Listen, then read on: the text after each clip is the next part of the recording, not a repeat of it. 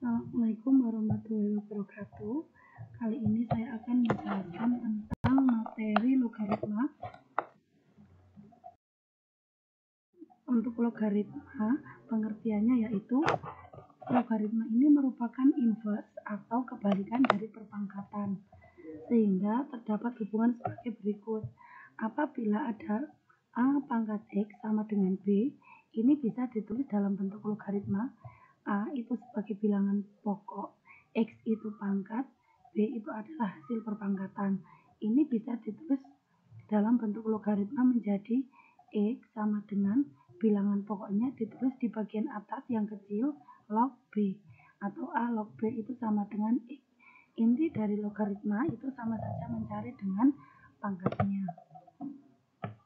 Ini syaratnya A harus lebih dari 0, B harus lebih dari 0, dan A tidak boleh sama dengan 1. Rumus logaritma yaitu A log B sama dengan X. Sudah tadi saya jelaskan, A itu adalah bilangan pokok, B itu numerus atau hasil perpangkatannya, X itu adalah hasil logaritma atau pangkat. Contohnya, yang pertama, nyatakan 4 pangkat 2 sama dengan 16 dalam bentuk logaritma. Ini menjadi 4-nya di atas, numerusnya ini ditulis di sini, 2-nya sini, jadinya 4 log 16 sama dengan 2, seperti ini. Yang kedua, tentukan nilai logaritma dari yang pertama, 3 log 81. 3 log 81 itu sama dengan 4, karena 3 dipangkatkan 4 hasilnya sama dengan 81. Contoh yang kedua, 5 log 125. Ini 5 log 125 sama dengan 3, karena 5 pangkat 3 sama dengan 125. Untuk sifat-sifat logaritma itu ada 10, kita bahas satu persatu. Untuk sifat nomor 1 itu P log B sama dengan 1, karena semua bilangan kalau dipangkatkan 1 hasilnya adalah bilangan itu sendiri, atau kalau ininya angkanya sama berarti hasilnya sama dengan 1. Contohnya 7 log 7 sama dengan 1, berarti nanti kalau ada 2 log 2 hasilnya sama dengan 1. Begitu juga untuk 3 log 3 juga sama dengan 1. Nah, sifat yang kedua, P log 1 sama dengan 0, karena semua bilangan kalau dipangkatkan 0 hasilnya sama dengan 1. Berarti berapapun di sini bilangannya, kalau di sini numerusnya 1, berarti hasilnya sama dengan 0. Contohnya, 6 log 1 sama dengan 0, 7 log 1 juga sama dengan 0. Begitu juga misalnya ada 5 log 1 hasilnya juga sama. Sifat yang ketiga, P log A ditambah P log B sama dengan P log A kali B. Apabila bilangan pokoknya sama, nanti kalau di sini penjumlahan berarti berubah menjadi perkalian. Contohnya, 4 log 2 ditambah 4 log 8. Ini bilangan pokoknya sudah sama-sama 4.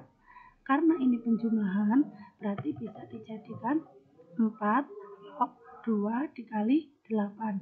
2 dikali 8, 16.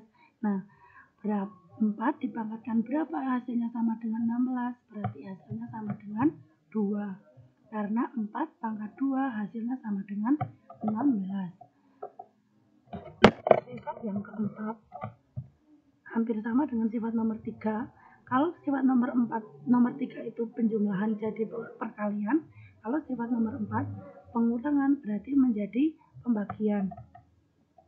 Contohnya, 5 log 100 ditambah 5 log 4. Ini bilangan pokoknya sama-sama dengan 5, karena ini pengurangan berarti nanti jadinya 100 dibagi 4. 100 dibagi 4 sama dengan 25. Nah, 5 dipangkatkan berapa hasilnya sama dengan 25? Hasilnya adalah 2, atau 5 pangkat 2 sama dengan 25. Sifat yang ketiga, ini sifat perkalian. A log B dikali B log C dikali C log D itu sama dengan A log C. Atau kalau ini sama kita coret, diambil paling depan dan paling belakang. Berarti jadinya A log D. Contohnya 2 log 5 kali 3 log 8 kali 5 log 3. Ini angkanya belum sama di sini ya. Berarti kita urutkan dulu. Jadinya 2 log 5, kemudian kita tulis yang ini dulu. 5 log 3 dikali 3 log 8. Ini kita coret, berarti hasilnya 2 log 8. Nah, 2 log 8 hasilnya sama dengan 3. Karena 2 pangkatkan 3 sama dengan 8. Sifat nomor 6. P log A pangkat N. Kalau ada pangkat, berarti ini pangkatnya pindah ke depan. Jadinya N kali P log A. Contohnya 4 log 64. 64-nya kita uraikan jadi 4 pangkat 3. Ini pangkatnya kita pindah ke depan. Jadinya 3. 3 dikali 4 log 4. 4 log 4 itu kan 1, sifat nomor 1. Berarti cukup ditulis 3 saja. Contoh yang kedua, 3 log 25. 25 kita uraikan menjadi 5 pangkat 2. Pangkatnya pindah ke depan, jadinya 2 kali 3 log 5. Karena ini tidak ada hasilnya, berarti hasilnya cukup seperti ini. Sifat nomor 7. P pangkat M log A pangkat N. Ini pangkatnya dipindah semua ke depan, pangkat belakang dibagi ke pangkat depan, berarti N per M. Ini pangkat belakang dibagi pangkat depan dikali sisanya P log A. Contohnya 9 log 27 kita uraikan jadi 3 pangkat 2 log 3 pangkat 3. Ini ada pangkat 2, ini ada pangkat 3. Berarti pangkat belakang dibagi pangkat depan. Jadinya 3 per 2 kali 3 log 3. 3 log 3 sama dengan 1. Berarti hasilnya 3 log 2. Contoh kedua, 25 log 81. 25-nya jadi 5 pangkat 2, 81 jadi 3 pangkat 4. Ini pangkatnya ini 4, ini 2. Berarti 4 per 2 dikali 5 log 3. 4 dibagi 2 itu 2. Berarti hasilnya 2 kali 5 log 3. 5 log 3 tidak bisa disederhanakan lagi. Berarti hasilnya cukup seperti ini. Sifat nomor 8. B log A itu sama dengan 1 per A log B.